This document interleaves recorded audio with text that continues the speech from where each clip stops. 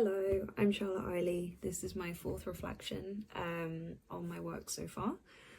So in the last reflection, I was not doing very well. I was quite upset. It has been a little while since then. I've been able to process it all, take in the feedback, because I had a meeting with my personal tutor where we went through everything, and yeah, I agreed with the notes she'd made. I may have not in the last video, but I do now. I've definitely learned from it. I am now on my stage 1 report at the moment that I'm writing, my stage 1 research report. I'm taking the feedback. I will give you 5 things that I'm going to improve on from my future thinking to now, because there are things that I can definitely apply.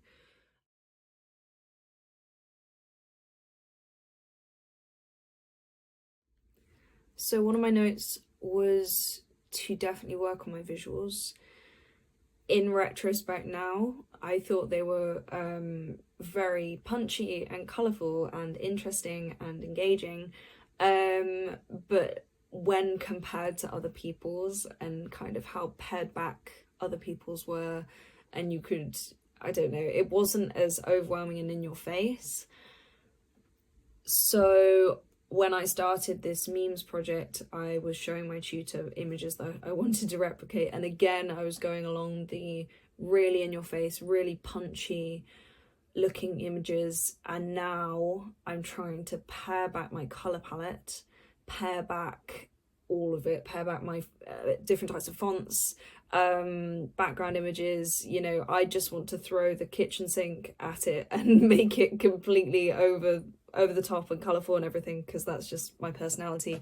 However, as an academic research report, that's not necessarily the right form. So yeah, my first thing is to really pare back and just hold myself in with my visuals and just make it really concise, and any visual I include should be communicative and not just decorative, because that's what I've done before.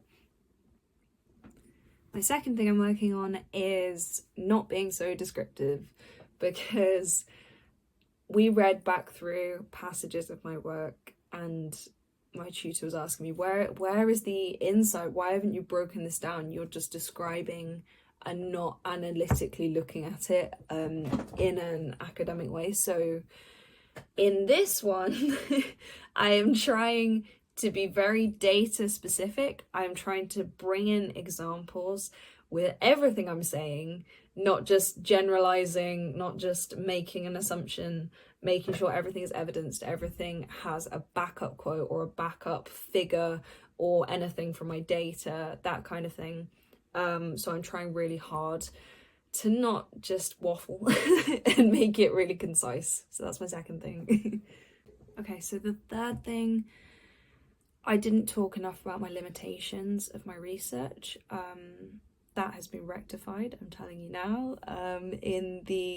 I've been talking about the limitations of my data and what I can get in this, which is very different, but still, I just didn't discuss, you know, who I'm missing. I didn't see the gaps in my research. I didn't think about what texts I could go and find and fill in those gaps. So I wasn't really thinking laterally like that. I was very kind of narrow and just looking at the text I had and not thinking about the context, you know, because 2 of my texts were from the 70s, I believe, and then you got this huge gap as well, and it's like, why have we got these texts from the 70s which aren't as relevant? I should have explained it more.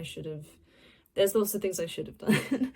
But yeah, so in this piece, in my research project, I'm trying to really, in my methodology, look into holes in my research. For instance, I'm looking at my survey data and I'm thinking, oh, someone might be saying what I want to hear, what they think I want to hear, instead of their actual true opinion, which is why I'm going to be conducting observational research by making meme posters and putting them in public spaces and then eavesdropping on what people are saying and making notes, because then I can hear people's true opinions when they know what they think I'm not there and they think I'm not listening, because one of the main things about memes is that they're anonymous, so my data should reflect that. So yeah, I am going to improve on my limitations of my data.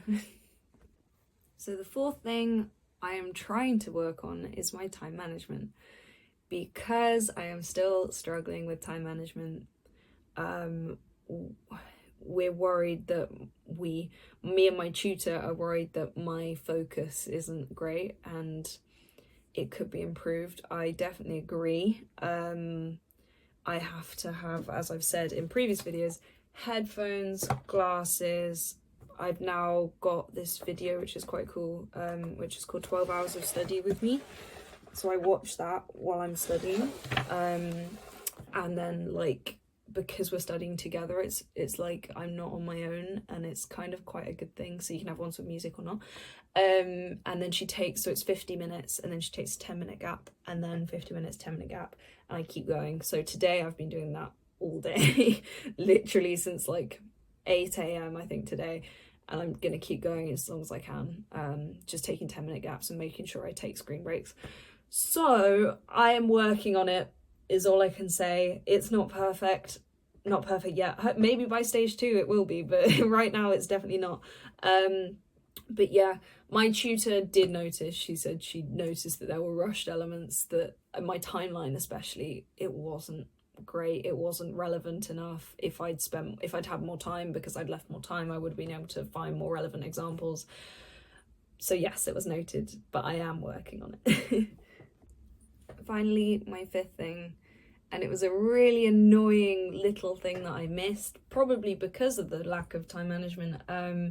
Some of my referencing was incorrect. It wasn't in the right format. I'd left out, I think I didn't have, I was missing some dates. I think I was missing dates of when I'd accessed the document, and it wasn't properly Harvard style. If I had had more time, I would have had time to notice that or show it to someone, and then someone could have told me that, but obviously, again, mistakes. So yeah, this time I am trying to leave time, so then I have enough people to look at it, enough references, everything, in order to make sure it's correct. Because it was such a silly, and it was something I didn't even pick up on in the last video. It was only when my tutor talked through with me, she was like, did you notice your referencing was wrong? And I was like, oh, no. So now I've worked on it. Hopefully I'll be able to make a checklist, and well, I haven't made a checklist, but it will be one of the things I make sure I check just before I submit. That's the plan. So yeah.